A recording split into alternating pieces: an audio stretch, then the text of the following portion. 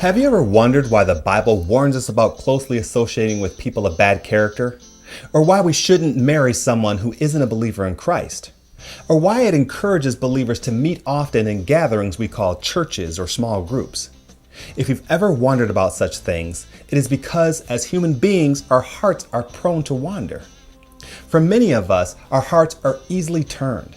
To ensure that we maintain a healthy relationship with our God and to help us to operate in obedience with Him, it helps when we surround ourselves with people who are pursuing these same goals. King Solomon learned this lesson the hard way.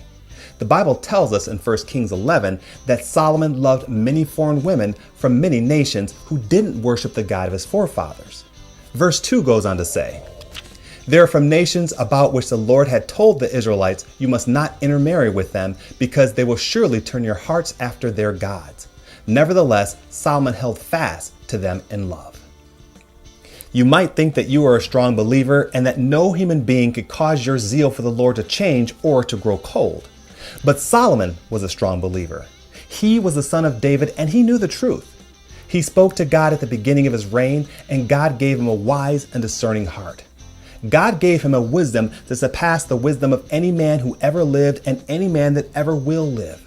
Yet with all of his wisdom and with his initial zeal for the Lord, his heart was still turned and he worshiped other gods.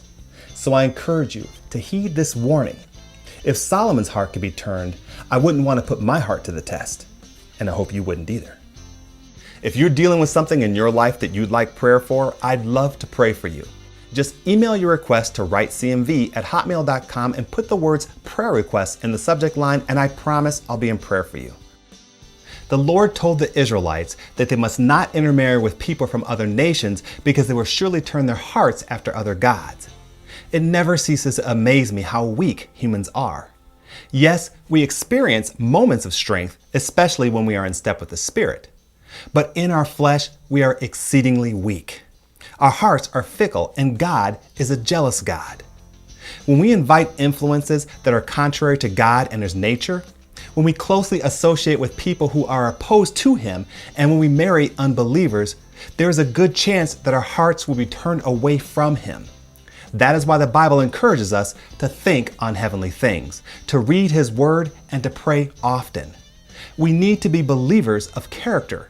We need to expose our hearts to more of God and keep our hearts away from those who oppose Him.